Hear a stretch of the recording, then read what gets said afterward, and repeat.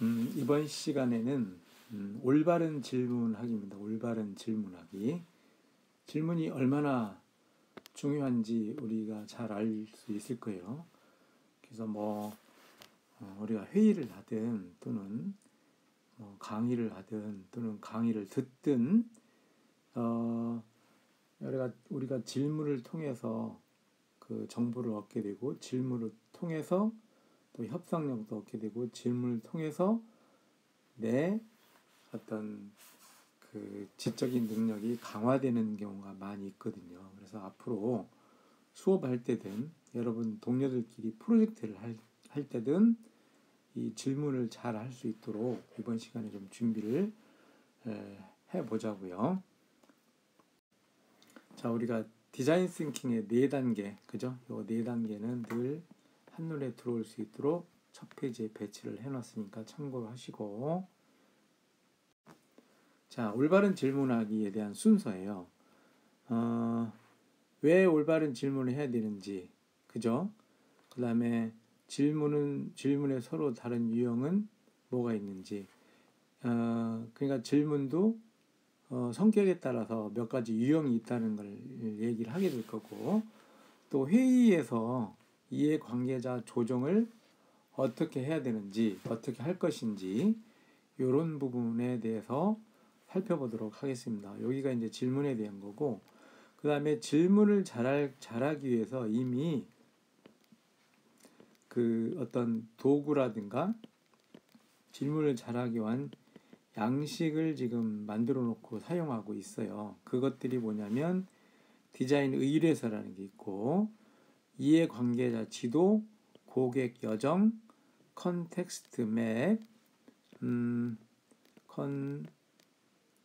컨텍스트 맵 또는 컨텍스트 다이어그램 이렇게도 얘기하는데, 하고 그 다음에 기회지도, 이런 부분들이 있어서 이것들을 활용하면 우리가 그 제품을 그 설계하든 서비스를 개발하든 거기에 관련되는 그 정보를 얻는다든가 또는 질문을 한다든가 할 때 이런 양식을 활용하면 굉장히 쉽게 할 수 있어요.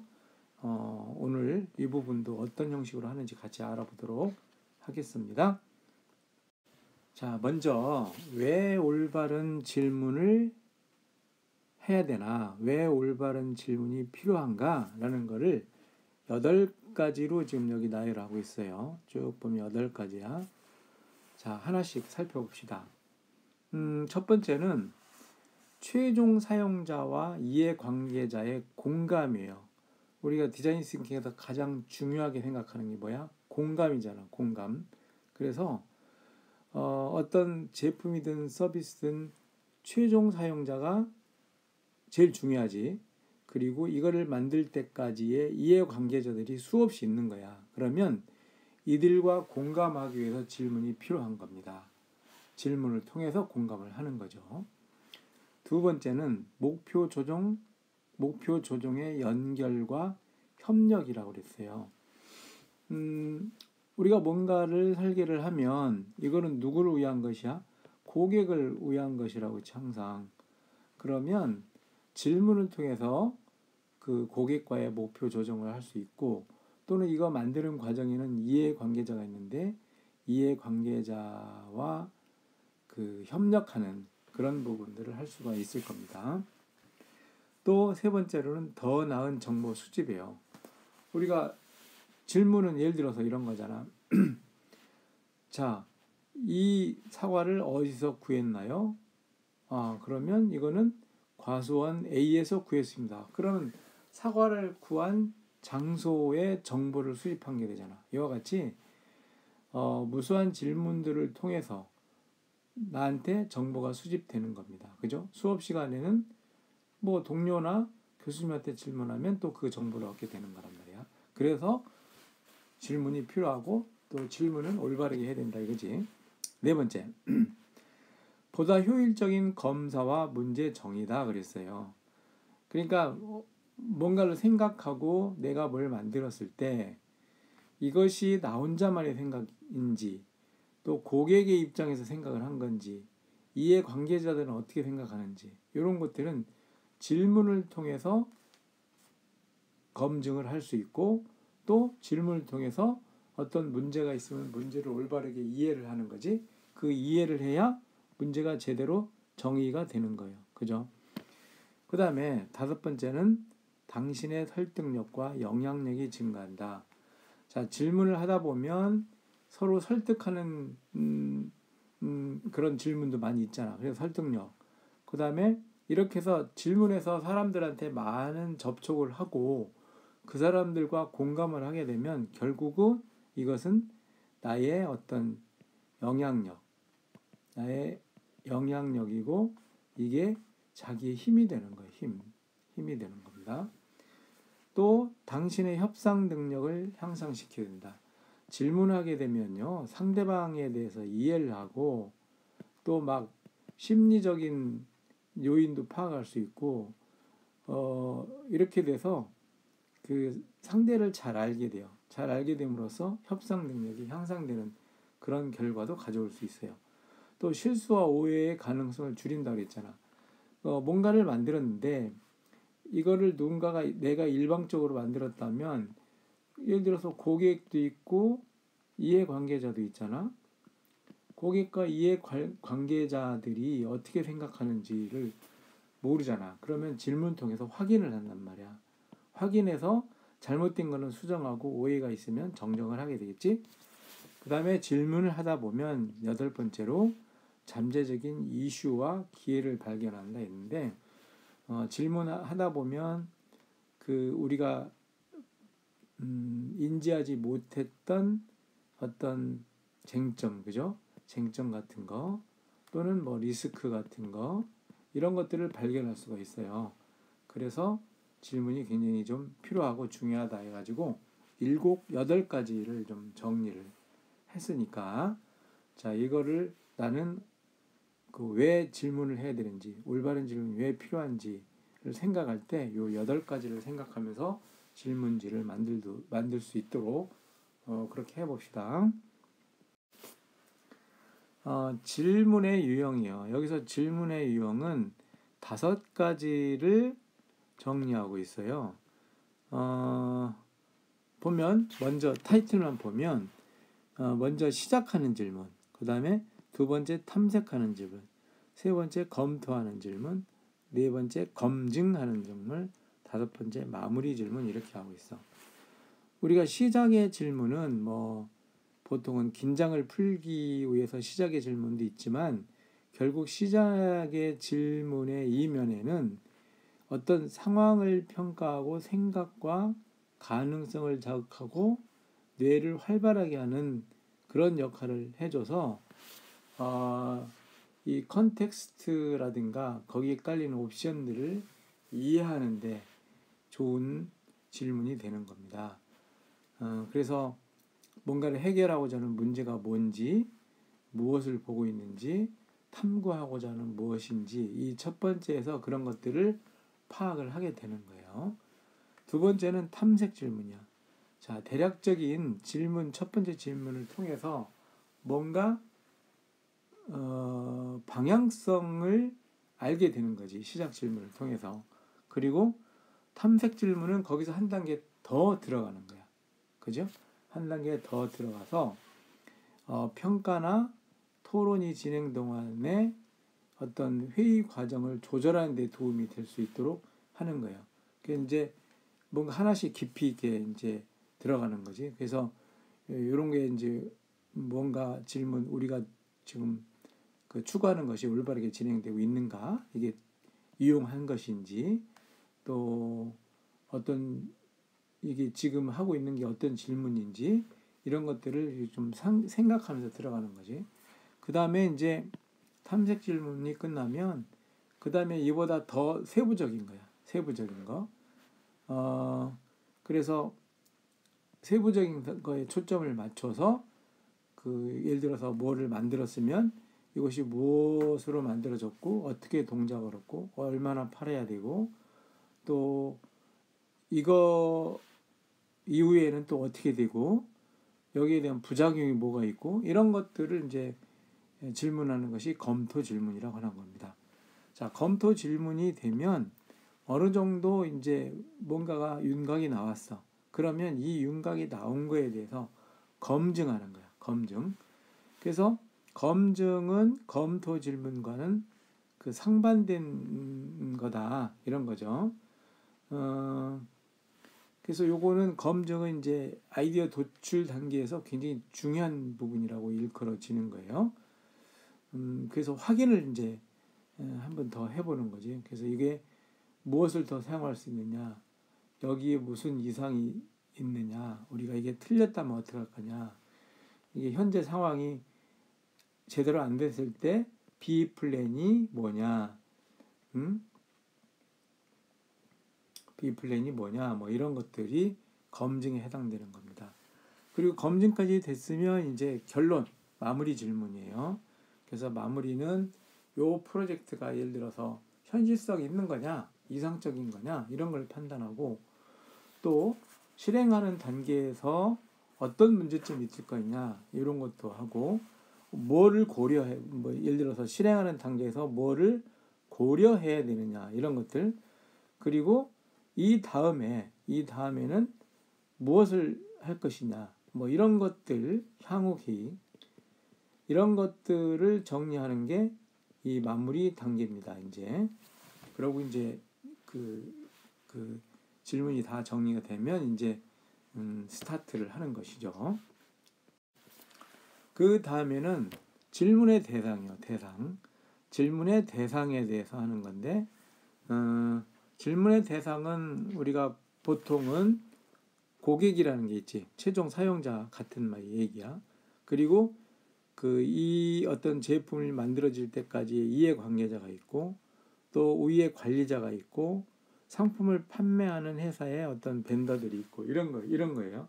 그래서 최종 고객은 항상 중요한 거잖아. 그래서 최종 고객과 공감을 하기 위해서 질문을 많이 하는 거예요.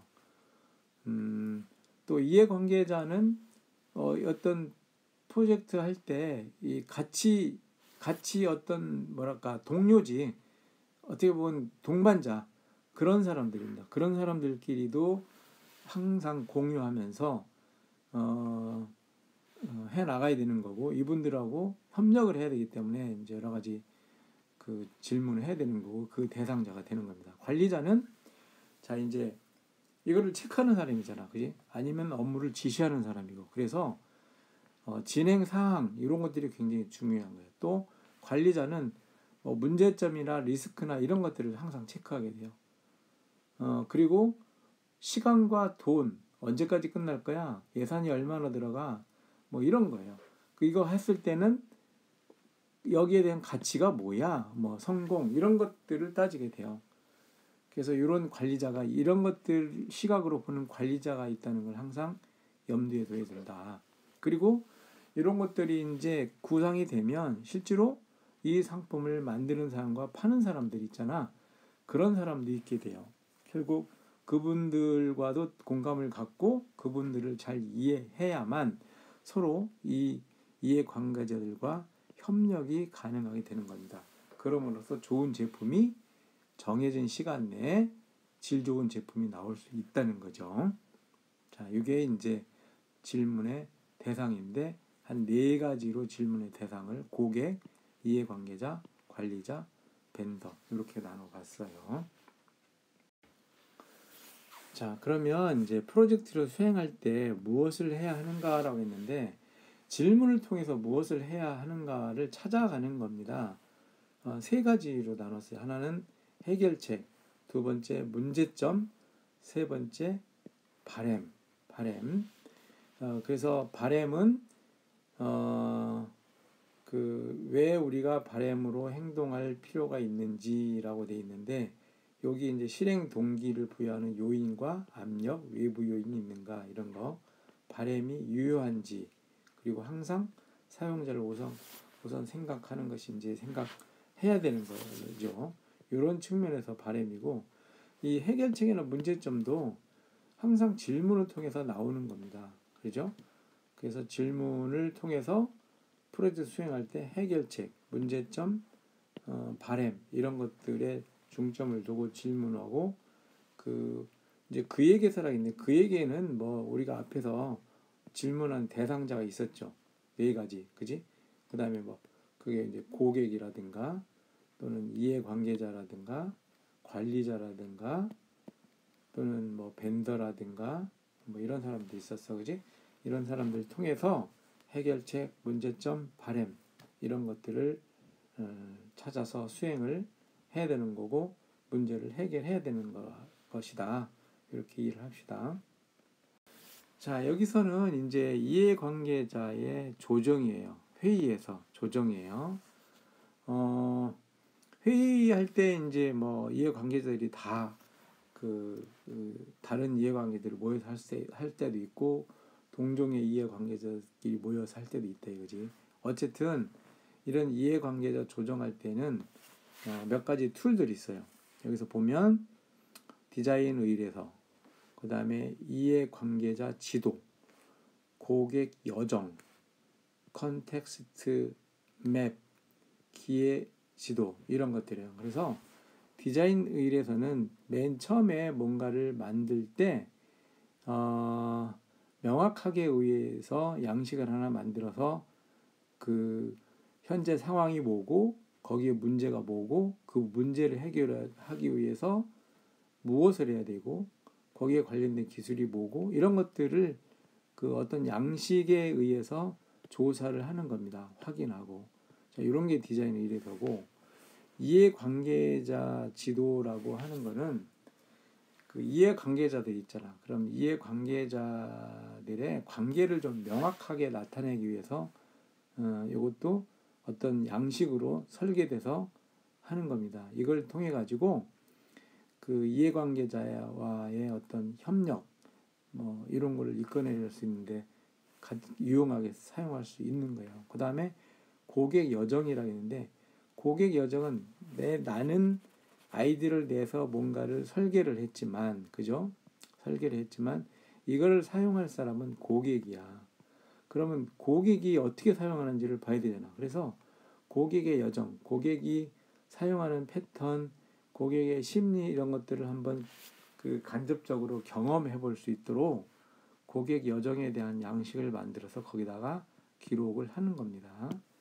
그다음에 컨텍스트 맵은 자, 이런 디자인이나 서비스나 이런 걸 만들 때 이걸 하게 되는 배경이 있을 거예요. 배경. 또 비전이 있을 거고 또 목표가 있을 거고 그럴 거란 말이야. 그럼 이런 것들을 정리를 해서 공유를 함으로써 이해관계자들이 다 같이 그 같은 생각으로 제품을 생산하게 되지. 그래서 요거는 이제 질이 좋아진다는 얘기가 되는 거예요. 기회지도는 이렇게 제품을 생산하면 이것들이 시장에 내놨을 때 어떤 경쟁력이 있을 것인지, 그지? 경쟁력이라는 건 결국 이윤을 많이 가져오는 기업이라면 이윤을 많이 가져오는 거잖아. 어느 영역에서 이거를 판매를 해야 이윤이 많이 날 것인지 그 시장을 찾는 겁니다. 그때 기회지도를 활용하는 거예요. 그래서 요 디자인 의뢰서 첫 번째, 두 번째 이해관계자 지도, 세 번째 고객 여정, 네 번째 컨텍스트 맵, 다섯 번째 기회 지도. 요걸 한번 같이 살펴보도록 해요. 자, 여기에 뭐냐면 디자인 의뢰서야. 디자인 의뢰서의 예제입니다. 디자인 의뢰서의 예제인데 자, 우리가 이제 이해관계에서 조정하는 툴이잖아. 그럼 이해관계자가 어떤 사람도 있어? 여기 우측에 그림 있네. IT 프로젝트. 우리가 용합 IT니까 IT 프로젝트 이해관계자를 생각해 본 거야. 그러면 자, 프로젝트 팀 있잖아. 프로젝트 팀도 다 이해관계자야. 프로젝트 팀에는 다니엘이라는 뭐 디자이너도 있을 거고 또 PM도 있고 또 IT PM도 있고 있단 말이야. 팀원도 있고 요게 이제 프로젝트 팀의 이해관계자가 되는 거야. 그 다음에 프로젝트 팀을 벗어나서 확장해 보면 요 관련된 제품의 운영위원 또 지식을 가지고 있는데 또 이걸 영업하는 부분 또 법률하는 부분 비즈니스 하는 부분, 뭐 이런 부분이 있어. 이 비즈니스는 이 비즈니스겠지. 자, 요런 부분들이 이제 1차 이해관계자가 되는 거야. 그 다음에 여기를 좀 더 벗어나서 요것이 다 만들어지면 IT 개발자, 그지? 벤더나 영향력을 행사하는 사람, 마케팅하는 사람, 뭐 또 디자인하는 에이전시, 뭐 이런 사람들이 있는데 요거를 뭐 한 2차 이해관계자, 이런 식으로 이해관계자들이 많이 배치가 돼 있어요. 자, 다시 디자인 의뢰서로 돌아와서 디자인 의뢰서는 여기 양식에 몇 가지 타이틀을 달았어. 하나는 이용자 인식이야. 그러니까 뭔가를 만드는데 현재 이용자의 상황을 정리하는 거예요. 예를 들어 봅시다. 내릴은 자신의 건강과 체력을 추적할 수 있는 빠르고 효율적인 방법이 필요로 한다. 이 고객이야, 고객. 그지? 고객이 지금 건강과 체력을 추적할 수 있는 빠르고 효율적인 방법이 필요하대. 근데 지금 고객은 종종 달리기도 하고 수영도 한대. 근데 달리기와 수영할 때는 휴대전화를 쓰기도 한대. 이럴 때가 있다는 거야. 이 상황을 알았어. 그런데 여기에 대한 문제 명세서를 또 적어요. 그런데 이런 거를 하는 고객인데 달리기와 수영하는 동안에 이제 뭐 전화도 하고 하니까 자신의 체력과 건강을 추적할 수가 없는 상황이 발생한 거래. 왜? 대화도 하고 전화도 하고 그동안은 그렇게 할 때는 내 체력과 건강을 추적할 수가 없다는 거지. 이게 문제야. 그러면 이걸 해결해야 되겠지. 그래서 디자인의 목표와 목적이 나오는 거예요. 그래서 우리는 어떻게 달리기와 수영을 하는 동안에도 편리하고, 그러니까 이 고객이 수영이나 달리기 하는 동안에도 아주 편리하게 핸즈프리한 그 신체 단련 건강 추적 장치, 이거를 만들까 하는 것이 목표야. 그럴 때 그러면 요구사항 어떤 기준으로 만드느냐라는 거지. 이거는 예를 들어서 막 전화 이런 거 활동하는 동안도 체크가 가능해야 된다. 가벼워야 된다. 방수가 돼야 된다.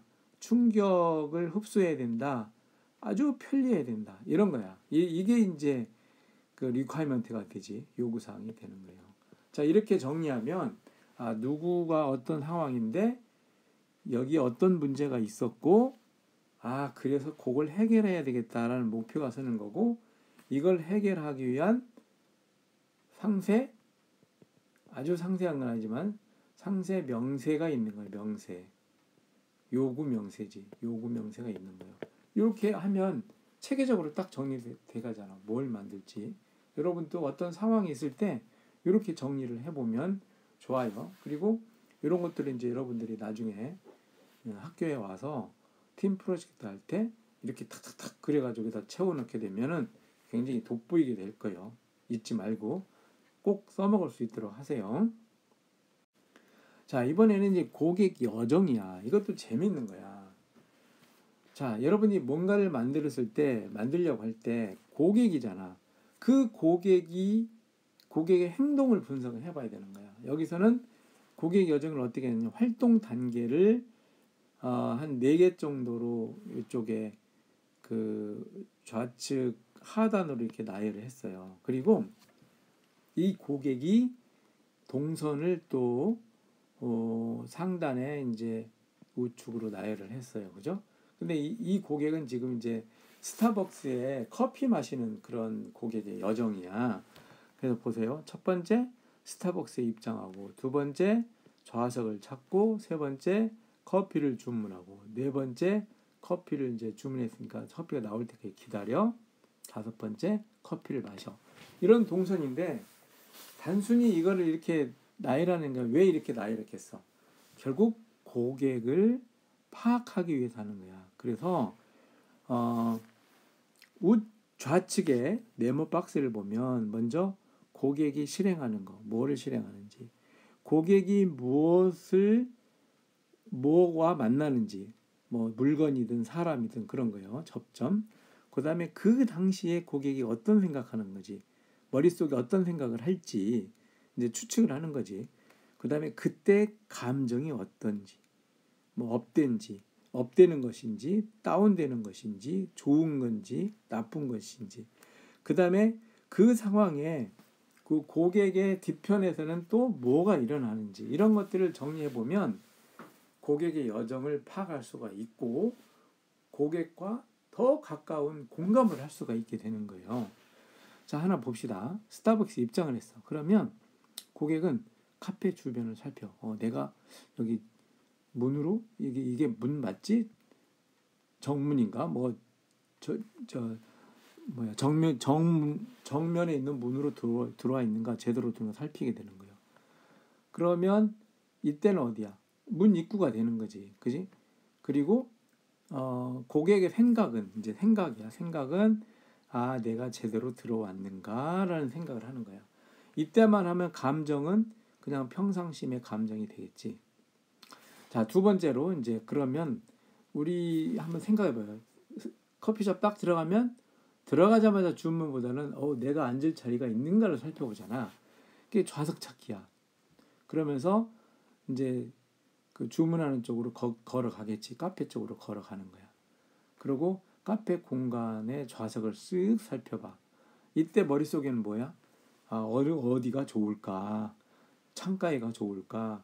좀 조용한 구석이 좋을까? 가운데가 좋을까? 그런 생각을 하는 거예요. 그러면서 이때는 약간 긴장하면서 감정이 좀 다운됐네. 그 다음에 이제 머릿속으로 공간을 점지를 하고 커피를 주문하잖아요. 커피를 딱 주문해. 그리고 이제 계산대 앞에서 그럴 때 접점은 계산되고 뭐 영수증이 나오겠지. 가격표를 보겠지, 그지? 그리고 머릿속에서는 가격이 딱 나오는 거야. 예상보다 싸다, 비싸다, 뭐 괜찮네, 뭐 이런 생각을 하겠지.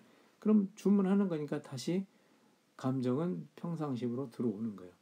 그 다음에 이제 커피를 주문했어. 그 다음에 이제 커피가 나올 때까지 기다리지. 예를 들어서 뭐 아메리카노 같은 거는 바로 나오니까 계산대 앞에서 대기를 하는 거야.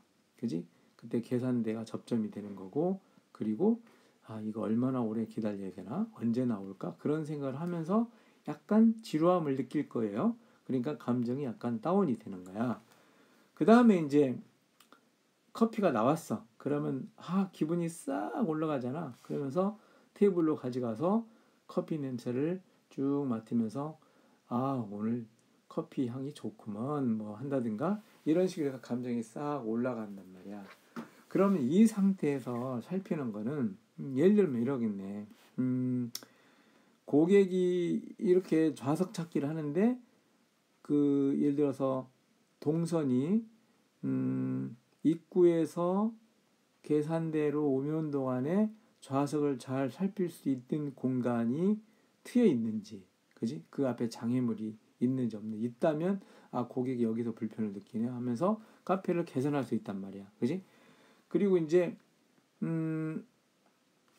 기다리는 부분에서도 예를 들어서 고객의 어떤 표정이라든가 그걸 살피겠지. 그러면 어느 시점까지는 지루하지 않게 기다리고 어느 시점에 굉장히 좀 지루함을 느끼는지, 그래서 지루함을 느끼지 않게끔 하려면 어떻게 하면 요 커피를 바로 내줄 수 있을지, 그런 그 어떤 프로세스를 한번 개선할 게 있는지를 생각할 수 있을 거예요. 그죠? 이렇게 해서 고객과 공감할 수 있는 기회를 갖게 되는 겁니다. 다음에는 이제 컨텍스트 맵이에요. 어쩌면 컨텍스트 맵은 이제 어떤 그 디자인이든 서비스든 제품을 만들기 위해서 이걸 왜 만들어야 되는지, 이거를 만드는 뭐 비전과 뭐 목표가 뭔지 이런 것들을 이제 적어놓고 이해관계자끼리 공유할 수 있는 거예요. 그래서 여기서는 예를 들어서 이런 거래요. 노인의 안전사고 감지에 대한 모션 센서를 만드는 거야. 그거에 대한 컨텍스트 맵이야. 먼저 대상 사용자와 사용자 요구사항을 여기다 같이 썼어요. 자, 65세의 노인이다. 그리고 이거는 혼자서 생활하는 사람이고 또 안전사고 발생 시 즉각적인 주의와 도움이 필요하고 노인 요구에 즉시 통보할 자식이 있어야 자식이 무엇이고 이런 것들이야. 이 요구사항을 여기다 적는 거예요. 요게 다 잘 됐다는 건 아니고 여기다가 사용자와 그 사용자의 어떤 요구가 뭔지를 여기다 적어 놓으면 좋다는 얘기죠. 그러면 이게 제품이잖아. 모션 센서가. 그 모션 센서가 그러면 만들기 위해서 어떤 기술이 필요하냐. 그 기술들을 한번 이렇게 나열해 보는 거예요. 그리고 자, 이렇게 이런 기술을 가지고 만들었는데 그러면 수요가 있을 것이냐. 그리고 현재 경쟁 대상자는 얼마나 되느냐. 이런 거. 그러니까 수요가 어느 정도 있어야 제품을 만들지. 쓰는 사람이 한 사람을 보고 만들 수는 없잖아. 그지?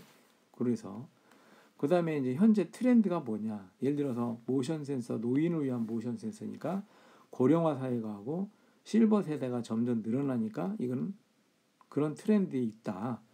그 경향이 있다. 이걸 조사하는 거잖아요. 그리고 불확실성. 자, 그 뭐든지 하게 되면 뭐 모든 걸 다 알고 하는 건 아니잖아. 확실히 뒤에 어떤 일이 일어날지 모르는 상황들이 있는 거란 말이야. 그러는 것들을 한번 적어 놓는 거지. 그리고 나중에 확인하는 거예요. 자, 노인의 적응 비율이 얼마나 될까?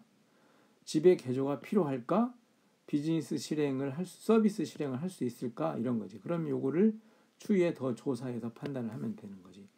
그 밖에도 뭐 예를 들어서 뭐 정부의 지원이 가능한 건지 또는 역기능은 뭐가 있는지 뭐 그때 그 상황에 따라서 몇 가지 더 필요한 질문을 해놓는데 이거지. 이런 것들이 컨텍스트 다이어그램이고 요걸 가지고 이해 관계자와 공감을 하는 거예요. 다 같이 왜 이걸 만들고 어디서 쓸지를 공감하게 되는 거지. 공유하게 되는 거지. 그래서 이번 시간에 과제는 이걸 만드는 거 합시다. 컨텍스트 맵을 만드는 걸 해요. 자, 요즘에 보면 우리 코로나19로 인해서 참 우리 얼굴도 못 보고 또 많은 사람들이 고통을 받고 있어요. 사람들이 움직이질 않으니까 그 사람 대상으로 하면 사람 대상으로는 서비스 이런 부분들이 굉장히 타격을 받잖아요. 뭐 예를 들어서 뭐 관광이라든가 여행 이런 숙박 뭐 이런 데는 직접적으로 타격을 받고 어려워지는 겁니다. 그리고 전부 다 이제 집에만 머무르고 있고 또 두려운 것이 뭐 바이러스가 어느 지역에 있는지 어떤 경로로 흘러가는지 또 마스크는 언제 어디서 살 수 있는지 이런 것들이 이제 이슈가 되는 거예요. 그래서 여러분들은 현 코로나19 상황에서 고객은 누구가 되든지 좋아. 그 고객을 타겟으로 해서 필요한 제품을 하나 구상을 하세요. 그리고 그 제품을 구상하고 그 제품의 컨텍스트 맵을 한번 그려서 제출하는 겁니다. 어렵게 생각하지 말고 그냥 뭐 1시간 정도 생각할 수 있는 거를 하나 만들어서 A4 용지 한 페이지로 해서 글자도 좀 큼직하게 해서 제출할 수 있도록 하는 거예요. 요거는 우리가 뭐 제품을 직접 만들기 위해서 하는 게 아니라 이 컨텍스트 맵이 뭐고 어떤 식으로 유용할 것인지를 느껴보는 거예요. 느껴보는 거야. 그럼 이걸 언제 쓸 거냐? 여러분들이 이제 우리 전공 과목 모든 수업에서는 매 시간마다는 아니지. 뭐 예를 들어서 일주일에 한 번이든 프로젝트가 항상 나가요. 근데 그거를 팀원들끼리 해결해야 되는 겁니다. 그때는 구체적으로 만드는 거예요. 그래서 그 사전에 이런 양식이 있다는 걸 한번 확인하고 가는 겁니다. 그 다음에 마지막으로 이제 기회지도예요. 기회지도는 이 제품이 나왔을 때 판로를 찾는 거지. 그래서 여기서는 이제 예를 들어서 이렇게 한 거야. 대개 이제 이런 4분이나 2분이나 뭐 이렇게 만들어요. 그래프 이렇게 그려서 요런 또는 뭐 이렇게도 할 수 있고 또는 그냥 이렇게 한 면만 해서 여기다가 파악할 수도 있고 그래요.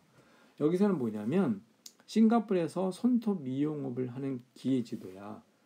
자, 그런데 손톱 미용원을 차리려고 하는 거지 지금. 그래서 현재 현황 분석을 해봤어. 그랬더니 이 소매이면서 도매로 하는 거, 그 봤더니 소매와 도매에 겹쳐서 하는 부분이 이렇게 차지하고 있는 거예요. 그 다음에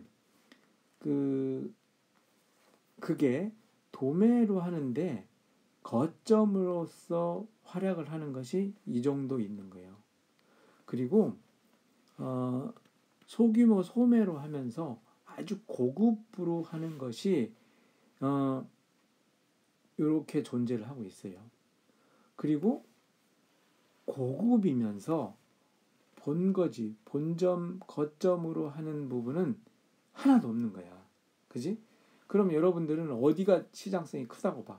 아무도 안 하니까 여기가 기회 영역이 되는 거야. 여기가.